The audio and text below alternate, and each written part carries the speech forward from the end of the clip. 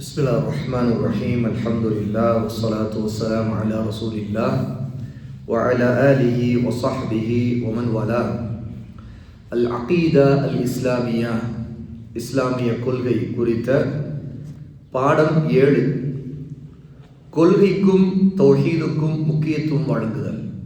அதாவது நம்முடைய வாழ்க்கையில அகீதாவுக்கும், அதாவது கொள்கை சம்பந்தப்பட்ட விஷயங்களுக்கும் தௌஹீதுக்கும் அதிகமாக முக்கியத்துவம் தர வேண்டும். இந்த தலைப்புல முதல் கேள்வி, நாம் ஏன் மற்றவற்றை விட அதிகமாக தௌஹீதுக்கு முக்கியத்துவம் வழங்குகிறோம்?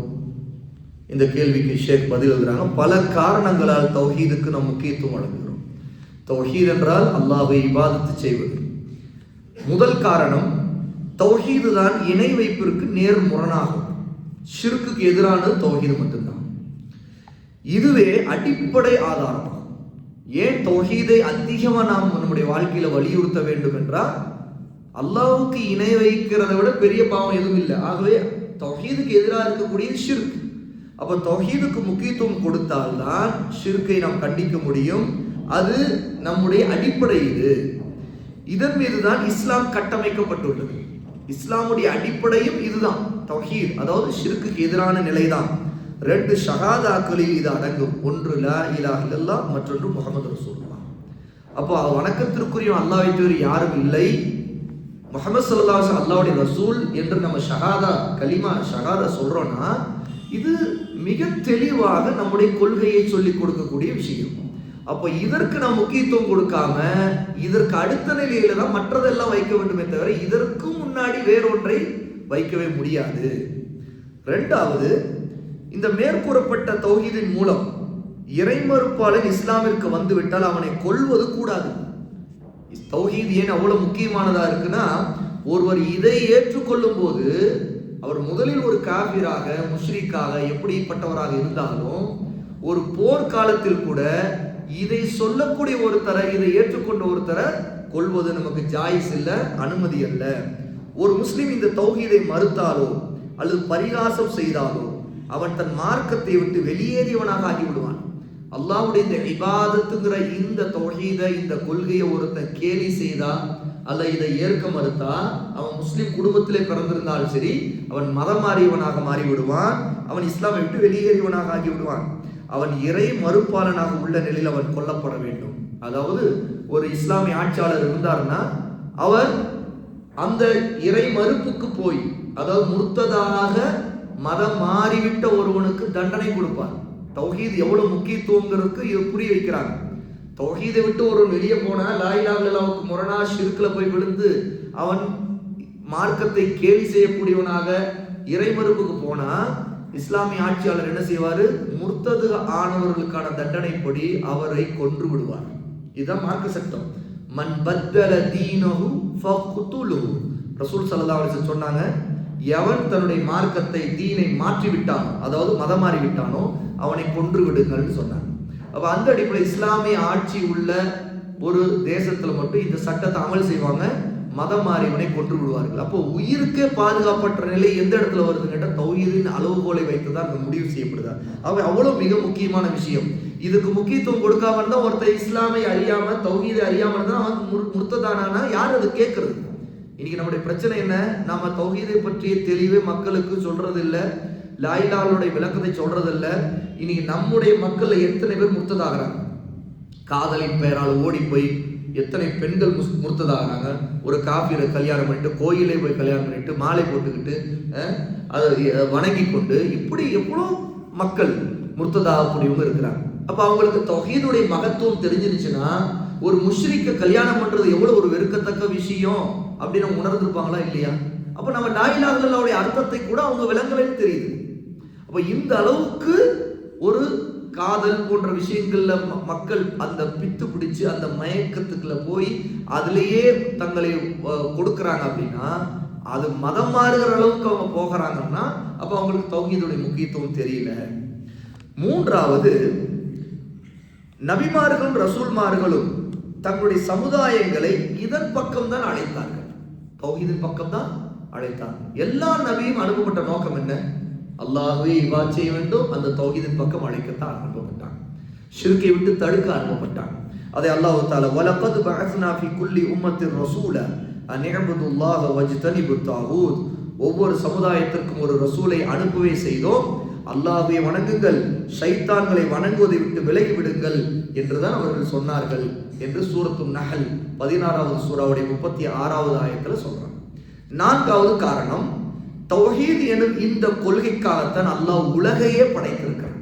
இந்த வானபூமி படைக்கப்பட்டு மனிதர்கள் ஜின்கள் படைக்கப்பட்டு அல்லாஹ் ஏன் இப்படி ஒரு காரியத்தை நடத்தி இருக்கிறான் அப்படின்னா தௌஹீதுக்காகத்தான்.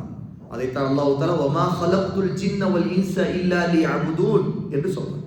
ஜின்களையும் மனிதர்களையும் என்னையே அவர்கள் வணங்க வேண்டும் என்பதற்காக தவிர எதற்காக படைக்கவில்லைன்னு சொல்றான். சூரா தாரியாத் 51வது சூராவுடைய 56வது வசனம். 5வது காரணம், தௌஹீத் என்ற வார்த்தை மேலே சொல்லப்பட்ட தௌஹீதுடைய அம்சங்களான அல்லாஹ் மட்டுமே ரப்பு என அவனையே இரட்சகனாக நம்பிக்கை கொள்வது, அவனையே இலாஹ் என்று வணக்கத்திற்குரிய இறைவனாக வழிபடுவது, அவன் ஒருவனே சட்டம் இயற்றுகின்ற அதிகாரம் கொண்டவன் என்று ஏற்றுக்கொள்வது, அவனுடைய அழகிய பெயர்கள் பண்புகளை நம்புவது, இன்னும் வணக்க வழிபாடுகள் அனைத்து வகையில் அவனுக்கே உரித்தாக்குவது, அதுதான் தௌஹீத். அப்ப தௌஹீதுக்கு ஏன் முக்கியத்துவம் இருக்குன்னா முழுக்க முழுக்க அல்லாஹ்வை பற்றி சரியான நம்பிக்கையை தௌஹீதுடைய கொள்கையின் மூலமாக தான் தெரிஞ்சுக்கணும். அல்லாஹ்னா யாரு, அவருடைய பண்புகள் என்ன, அவருடைய பெயர்கள் என்ன, ஏன் அவனை வணங்க வேண்டும், ஒவ்வொன்றையும் இதன் மூலமாக தெரிந்து கொள்றோம். 6வது, அல்லாஹ்வின் பெயர்கள் பண்புகள் ஆகியவற்றில் உள்ள தௌஹீத் மிகவும் முக்கியத்துவம் வாய்ந்தது. தௌஹீதிலே ரொம்ப முக்கியமான விஷயம் எதை பற்றி தெரிந்து வேண்டிய விஷயம்னா அல்லாஹ்வுடைய பெயர்களையும் பண்புகளையும் தெரிந்து கொள்வது. இஸ்லாமிய வாலிபர் ஒருவரை நான் சந்தித்தேன், அல்லாஹ் எல்லா இடத்திலும் இருக்கிறான் என்று அவர் கூற, இவ்வாறு சொல்வதன் மூலம் அவருடைய உள்ளமையை நீ நாடுவதாக இருந்தால் இது பெரும் தவறு என்று நான் அவருக்கு சொன்னேன். ஷேக் சொல்றாங்க, ஒரு வாலிபரை நான் பார்த்தேன், அவரு அல்லாஹ் எல்லா இடத்திலும் இருக்கிறான் என்று அவர் சொன்னாரு. அப்ப நான் சொன்னேன், இப்படி சொல்றது மூலமா நீங்க உங்களுடைய நோக்கம் அல்லாஹ்வுடைய உள்ளமை, அல்லாஹ்வுடைய சுய ரூபம், அல்லாஹ் அர்ஷுக்கு மேல உயர்ந்திருக்கிறானே அந்த சுய ரூபத்தோடு தாத்தோடு அவன் எங்கும் இருக்கிறான் நீங்க சொன்னீங்கன்னா அது ஒரு மிகப்பெரிய தவறு, மிகப்பெரிய பொய் அது என்று அவருக்கு சொன்னேன். ஏனென்றால் அல்லாஹ் அர் ரஹ்மானு அலல் அர்ஷிஸ்தவா, அர் ரஹ்மான் ஆகிய அல்லாஹ் அர்ஷுக்கு மேலே உயர்ந்து விட்டான் என்றுதான் அல்லாஹ் குர்ஆனிலே சொல்லியிருக்கிறான். இந்த வசனத்தில் உள்ள இஸ்தவா என்ற பதத்திற்கு, அதாவது இந்த வார்த்தைக்கு, இஸ்தவாங்கிற வார்த்தைக்கு உயர்ந்து விட்டான் என்றே புகாரியில் பொருள் கூறப்பட்டிருக்கிறது. இமாம் புகாரி ரஹிமஹுல்லாஹ் முன் சென்ற சலஃபுகள், அதாவது தாபியூன்கள், சஹாபாக்கள், தாபியூன்கள் என்ன சொல்லியிருக்கிறார்கள் இதற்கு அர்த்தம் அப்படின்னு சொல்லும்போது இஸ்தவா என்றால் உயர்ந்து விட்டான் என்றுதான் இமாம் புகாரி இதற்கு விளக்கத்தை பதிவு செய்திருக்கிறாங்க. அல்லாஹ் அவருடைய ஞானத்தின்படி நம்மோடு இருக்கிறான், நம்மை செவியுற்று கொண்டும் பார்த்து கொண்டும் இருக்கிறான், அவனுடைய அறிவு நம்மை சூழ்ந்திருக்கிறது என்று நாம் சொல்ல வேண்டும். இது சரியானதாக இருக்கும். இந்த விளக்கத்தை நீங்கள் திருப்தியோடு ஏற்றுக்கொள்ளுங்கள் என்று அந்த வாலிபருக்கு சொன்னதாக குறிப்பிடுறாங்க. இதை பற்றி நாம் ஏற்கனவே நம்முடைய இதே அமர்வுல நாம் இதை பற்றி படிச்சிருக்கிறோம். 7 தௌஹீதுக்கு முக்கியத்துவம் தருகிறோம். இவ்வுலகம் மறுவுலகம் ஆகிய 2 உலகிலும் நற்பாக்கியம் பெறுவதும் துர்பாக்கியம் அடைவதும் தௌஹீதை பொறுத்தே அமையும். ஒருவர் தௌஹீதில் உறுதியாக இருந்து அல்லாஹ்வை இபாதத் செய்யணுங்கிற கொள்கையில் தெளிவாக இருந்தால் அவர் இந்த உலகத்தில் வெற்றி பெறுவார், நாளைக்கு மறுமையில் வெற்றி பெறுவார். ஒருவர் இதுல தோல்வி அடைஞ்சிட்டார்னா அவர் இந்த உலகத்துல எவ்வளவு பெரிய வெற்றி பெற்றவராக, எவ்வளவு பண வசதி அந்தஸ்து பதவி எல்லாம் இருந்தாலும் சரி, நாளை மறுமையில் அவர் நிச்சயமாக துர்பாக்கியசாலி, அவர் நிரந்தர நரகத்துக்கு போய்விடுவார் என்பதை தெரிஞ்சுக்கிறோம். 8வது, தௌஹீது தான் அரபியர்களை, அதாவது ரசூலுல்லாஹ்வுடைய காலத்தில் வாழ்ந்த அரபியர்களை இணை வைப்பு, அநியாயம், அறியாமை, பிரிவினை ஆகியவற்றிலிருந்து வெளியேற்றி நீதம், கண்ணியம், கல்வியறிவு, ஒருமைப்பாடு, சமத்துவம் ஆகியவற்றை கொண்டு வந்து சேர்த்தது. பாருங்க, ரசூலுல்லாஹ்வுடைய வருகைக்கு முன்னாடி அரபுகள் இருந்த நிலைமை என்ன? ரொம்ப மோசமான அறியாமையில் இருந்தாங்க. அந்த காலத்தை அறியாமை காலம், ஜாஹிலியா காலம் ஏன் சொல்றோம் அப்படின்னா முழுக்க ஷிர்கிலும் குஃப்ரிலும் ஜினாவிலும் ரொம்ப மோசமான வாழ்க்கையிலும் பிரிவினையிலும் பல கூறுகளா பிரிஞ்சுக்கிட்டு மிக மோசமான வாழ்க்கையில் இருந்தாங்க. அநியாயங்களை அதிகமா செய்துட்டு இருந்தாங்க. ஆனா அல்லாஹ்வுடைய நபியை அல்லாஹ் அனுப்பி அந்த மக்களுக்கு தௌஹீதின் பக்கம் அழைப்பு கொடுத்து ரசூலுல்லாஹ்வுடைய தாவா பரவ மக்கள் அதை ஏற்றுக்கொண்டு இஸ்லாமை தழுவி தௌஹீதின் பக்கம் லா இலாஹ இல்லல்லாஹ் முஹம்மது ரசூலுல்லாஹ்வின் பக்கம் வந்ததுடைய விளைவு எப்படின்னா அவங்களுடைய வாழ்க்கை முழுக்க மாறி போச்சு. ரசூலுல்லாவுடைய காலத்துல வாழ்ந்த அந்த மக்களை தான் இன்னைக்கு சஹாபாக்கள் நம்ம அறியணும். ஏற்றுக்கொண்டு ரசூலுல்லாவை ஏற்றுக்கொண்டு ஈமான் கொண்டு அவங்களுடைய சிறந்த சமுதாயமா இன்னைக்கு நம்ம அறியணும். அப்ப அதுக்கு காரணம் என்ன? ஏன்னா தௌஹீத் அவங்களுடைய வாழ்க்கையை மாற்றி விட்டது. நீதம், கண்ணியம், ஒற்றுமை, நல்ல கல்வியறிவு, சமத்துவம் எல்லாம் அவங்கள்ட்ட வந்துருச்சு. அப்போ ஒரு காலத்துல பிரிவினையில நீயா நானான்னு பேசிக்கிட்டு இருந்தவங்க, சண்டை போட்டுட்டு இருந்தவங்க ஒன்று சேர்ந்துட்டாங்க. அப்போ இது தௌஹீதை கொண்டுதான் இது நடந்துச்சு.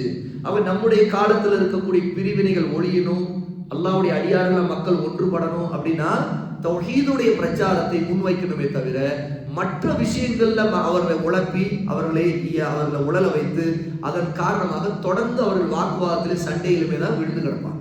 இன்னைக்கு பார்க்கிறோமா இல்லையா? அரசியலும் மிகச்சிறந்த உதாரணமா சொல்லலாம். இன்னைக்கு மக்களுடைய பிரிவினைகளுக்கு மிக முக்கியமான காரணம் எதுவா இருக்கு? அரசியல். சொல்லப்போனா முஸ்லிம்கள் ஒரு வேதம், ஒரு நபியை பின்பற்றுவது, ஒரு மார்க்கம் என்பதில் கொண்டு ஒன்றுபட வேண்டுமா இல்லையா? ஆனா ஒன்றுபட முடியாத அளவுக்கு அவங்க ஆகி இருக்கிறது காரணம் என்ன? அவங்க வேறு வேறு கொள்கைகள், திட்டங்கள், அவருடைய நோக்கங்களுக்கு ஏற்ப அவங்க பிரிஞ்சு கிடக்கிறாங்க. குறிப்பா அரசியல்ல பிரிஞ்சு கிடக்கிறாங்க. பல விதமான வழிகட்ட கொள்கைகளை பிடிச்சுக்கிட்டு அதன் காரணமா நீ சொல்றது சரி இல்லை, நான் சொல்றது சரி, இப்படி மாறி மாறி பேசிக்கிட்டு இருக்காங்க. அப்ப இந்த பிரிவினைகளுக்கெல்லாம் காரணம் சரியான அகீதா இல்லாததுதான், சரியான கொள்கையை கற்றுக்கொள்ளாததுதான். அப்போ அவங்க பிடித்துக் கொள்கிற அந்த பிரச்சாரத்தின் கொள்கைகள் இருக்குல்ல, அது அவர்களை முழுக்க வீழ்த்தி பிரிவினையில தள்ளிவிட்டது என்பதை நம்ம அறியணும். 9வது, தௌஹீதின் மூலம்தான் முஸ்லிம்கள் பல நாடுகளை வெற்றி கொண்டார்கள். வரலாறை படித்தால் நமக்கு தெரியும். இஸ்லாமிய வரலாறு ரசூலுல்லாவிடமிருந்து, அதாவது ரசூலுல்லாவுடைய வருகையிலிருந்து தொடங்குற வரலாறு இருக்குது. அந்த வரலாறை பார்க்கும்போது ஒரு காலத்து அரபுகள் பிரிவினையில் கடந்தவங்க, பிறகு அல்லாஹ் தஆலா அந்த அரபுகளுக்கு எவ்வளவு பெரிய கண்ணியத்தை கொடுத்தாங்கன்னா அவங்களுடைய கைவசம், அவங்களுடைய கட்டுப்பாட்டுக்கு கீழே பல நாடுகள் வந்து விழுந்துருச்சு. அதாவது அதே ரசூலுல்லாஹ்வுடைய காலத்துல இருந்த மிகப்பெரிய சாம்ராஜ்யங்கள், ரோம சாம்ராஜ்யம், பாரசீக சாம்ராஜ்யம், அதுதான் மிகப்பெரிய வல்லரசுகள். ஆனா அந்த வல்லரசுகள் ரசூலுல்லாஹ் இருக்கும் போதே விழுந்துருச்சு. அதற்கு உமர் ரலியல்லாஹுடைய ஆட்சி காலம் வரும்போது அடுத்தடுத்து இஸ்லாமிய சாம்ராஜ்யம் மிகப்பெரிய அளவுக்கு பரவி போச்சு. அப்போ பூமியில 1/3 பகுதி இஸ்லாமிய ஆட்சியின் கீழே வருது. இது எப்படி நடந்துச்சு அப்படின்னா தௌஹீதுடைய பிரச்சாரத்தின் மூலமாக, தௌஹீதை ஏற்றுக்கொள்ளக்கூடிய மக்களின் காரணமாக அல்லாஹ் தஆலா பல நாடுகளை கூட முஸ்லிமுடைய கட்டுப்பாட்டில் கொடுத்தான். ஷைத்தான்களை வணங்குவதை விட்டும் அடியார்களை காப்பாற்றினார்கள். முஸ்லிம்கள் என்ன செய்தாங்க? தௌஹீதுடைய பிரச்சாரத்தின் மூலமா தான் முதல்ல எதையோ வணங்கிட்டு இருந்தவங்க எல்லாம் ஷைத்தான்களை வணங்குவதை விட்டு அல்லாஹ்வை வணங்குவதன் பக்கம் அல்லாஹ்வுடைய அடியார்களாக ஒன்று சேர்ந்தாங்க. தொழுகையின் பக்கம் வர ஆரம்பிச்சாங்க. சஃப்புகள்ல வந்து ஒன்று சேர்ந்து நிற்க ஆரம்பிச்சாங்க. அப்ப எவ்வளவு பெரிய மகத்தான மாற்றத்தை அது ஏற்படுத்துச்சு. அடியார்களின் இறைவனான அல்லாஹ்வை வணங்க செய்தார்கள். பொய்களால் திரிவுபடுத்தப்பட்ட மதங்களுடைய அநியாயத்திலிருந்து வெளியேற்றி பாதுகாக்கப்பட்ட இஸ்லாமுடைய நீதியின் பக்கம் கொண்டு வந்தார்கள். அப்ப இஸ்லாமுடைய இந்த பரவல், தௌஹீதை கொண்ட இந்த பிரச்சாரம் எவ்வளவு பெரிய மாற்றத்தை ஏற்படுத்துச்சுன்னா, எல்லா பாத்திலான அசத்தியமான மதங்கள் எல்லாம் விழுந்து அந்த மதங்களுக்கு ஆள்கள் இல்லாத அளவுக்கு காலியாக ஆரம்பிச்சிச்சு. அப்ப இஸ்லாமை ஏற்றுக்கொண்டவர்கள் பார்த்த ஒரு கட்டத்துல, இன்னைக்கு நம்ம கேள்விப்படுறோமா இல்ல, பல ஐரோப்பிய நாடுகள்ல எவ்வளவு கிறிஸ்துவ சர்ச்சுகள், அந்த சர்ச்சுகள் எல்லாம் காலியாகின்ற ஒரு கட்டத்துல அந்த பகுதியில் இருந்தவங்க அதே சர்ச்சுகளை நிர்வாகம் செய்து கொண்டிருந்தவங்க எல்லாம் முஸ்லீமாக ஆரம்பிச்சு கடைசியில் அந்த சர்ச்சை வந்து பள்ளிவாசலா மாற்றி விட்டார்கள் என்று பல வரலாறுகளை பார்க்கிறோம். அன்றாட அப்பப்ப இஸ்லாம் மிக வேகமா பரவிட்டு இருக்குது. அப்ப இந்த பரவலுக்கு முக்கியமான காரணம் என்ன? தௌஹீதின் பக்கமான ஈர்ப்பு. அல்லாஹ்வுடைய மார்க்கத்தை அறிய மக்கள் அதன் பக்கம் ஈர்க்கப்படும் போது தங்களுடைய எல்லா பாத்திலான அசத்தியமான மதத்தை விட்டெல்லாம் தூக்கி வீசிவிட்டு அவர்கள் இஸ்லாமை ஏற்றுக்கொண்டு முஸ்லீம் ஆகிறாங்க. இப்படித்தான் வரலாறிலும் நடந்துச்சு. 10வது, தௌஹீது தான் ஒரு முஸ்லிமை அறப்போர் புரிவது, தம்மை அர்ப்பணம் செய்வதாகிய நற்காரியங்களில் ஈடுபடுத்துகிறது. ஒருத்தர் தௌஹீதை ஏற்றுக்கொண்டு அல்லாஹ்வுக்காக வாழ ஆரம்பிச்சார்னா அந்த தௌஹீதுடைய அது மேலோங்க வேண்டும், கலிமா லா இலாஹ இல்லல்லாஹ் உயர வேண்டும் என்பதற்காக அவர் ஜிஹாது செய்யக்கூடியவரா வரலாறுல பார்க்கிறோம். சஹாபாக்கள் அப்படித்தான் இருந்தாங்க என்பதை நாம் பார்க்கிறோம். ஆகவே இந்த அடிப்படைகளை இங்க ஷேக் அவர்கள் தௌஹீது எவ்வளவு மிக முக்கியமானது, ஏன் கொள்கைக்கு அதிக முக்கியத்துவம் தர வேண்டும் என்பதற்கான காரணங்கள்ல சில காரணங்களாக 10 காரணங்களை குறிப்பிட்டிருக்காங்க. இன்னும் சில காரணங்கள், இன்னும் 3 காரணங்கள் இருக்குது. அல்லாஹ் நாடினா இன்ஷா அல்லாஹ் நாமே நாளைக்கு படிப்போம். அல்லாஹ் சுப்ஹானஹு வ தஆலா எதை கற்றுக்கொண்டோமோ அதை பின்பற்றக்கூடியவர்களாக, அதில் தெளிவுள்ளவர்களாக அல்லாஹ் நம்மை அனைவரும் ஆக்குவானாக. வ ஆகிரு தஅவானா அனில் ஹம்துலில்லாஹி ரப்பில் ஆலமீன். சுப்ஹானல்லாஹி வ பிஹம்திஹி.